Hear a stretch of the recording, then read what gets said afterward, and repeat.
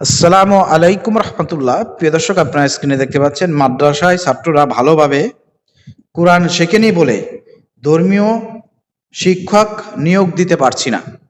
শিক্ষামন্ত্রী এহসানুল হক মিলন তিনি বলেছেন যে মাদ্রাসার ছাত্ররা নাকি ভালোভাবে কোরআন শেখেনি, এই জন্য নাকি ধর্মীয় শিক্ষক তারা প্রাথমিক বিদ্যালয়তে নিয়োগ দিতে পারতেছে না। আমি এই কথার দ্বারা বুঝতে পারতেছি না কিছু। আপনারা কিছু বুঝতে পারতেছেন নাকি একটু কমেন্ট করে জানাবেন। মানে তিনি কি বোঝাতে চাইছেন যে মাদ্রাসার ছাত্ররা ভালোভাবে কোরআন শেখেনি? ভালোভাবে কোরআন শেখেনি মানে কি বোঝাচ্ছে তিনি?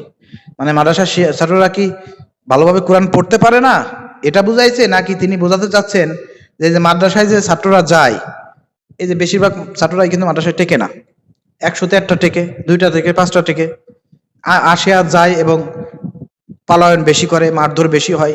তো সবকিছু মিলাই কি আসলে এই মাদ্রাসায় ছাত্রদেরকে দেওয়ার পরে এখান থেকে ভালো একটা আউটপুট হয় নাই, ছাত্ররা ভালোভাবে কোরআন শিখতে পারে নাই, অথবা তারা এখানে কোরআন শিক্ষায় আগ্রহী না,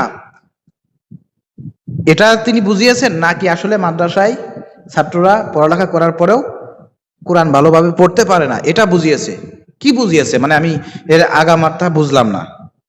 আপনারা যদি বোঝেন একটু কমেন্ট করে জানাবেন। আর এটার সাথে প্রাথমিক বিদ্যালয় ধর্মীয় শিক্ষক নিয়োগের মানে আসবে কেন, প্রশ্ন আসবে কেন? আপনি মাদ্রাসা একটা আলাদা ডিপার্টমেন্ট, সেখানে পড়ালেখা পারুক আর না পারুক, মাদ্রাসায় ছাত্র টিকুক আর না টিকুক, ভালোভাবে কোরআন শিখতে পারুক আর না পারুক, অথবা কোরআন শিখুক আর না শিখুক, তার সঙ্গে তো প্রাথমিক বিদ্যালয়ে এই আপনার ধর্মীয় শিক্ষক নিয়োগের কোনো প্রশ্ন আসবে না।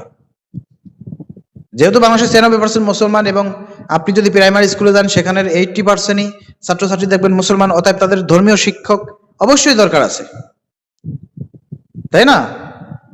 কোরআন শিক্ষার জন্য অবশ্যই ধর্মীয় শিক্ষক প্রয়োজন আছে।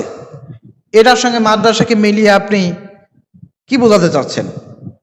এটা হচ্ছে প্রিয় দর্শক তাদের একটা কি বলবো মানে এক্সকিউজ, মানে যাতে শিক্ষক নিয়োগ দেয়া না লাগে এই জন্য মাদ্রাসাটাকে টেনে নিয়ে এসেছে।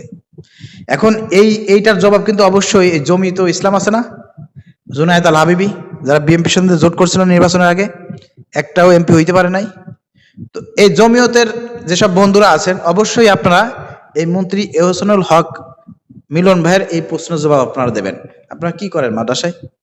ঠিক মতন কোরআন শিখাইতে পারেন না ছাত্রদেরকে, আর সেটার এক্সকিউজ ধরে আজকে আপনারা শিখাইতে পারেন নাই, ছাত্ররা ভালো করে শেখে নাই, এই জন্য আজকে প্রাথমিক বিদ্যালয়ে ধর্মীয় শিক্ষক নিয়োগ হচ্ছে না। সব দোষ কিন্তু এখন আপনাদের উপর আসতেছে। এখন প্রশ্ন আপনাদের কাছে, আপনারা কেন ভালোভাবে শেখান নাই? আপনাদের কারণে আজকে ধর্মীয় শিক্ষক নিয়োগ হচ্ছে না প্রাথমিক বিদ্যালয়ে, দোষটা এখন আপনাদের উপর।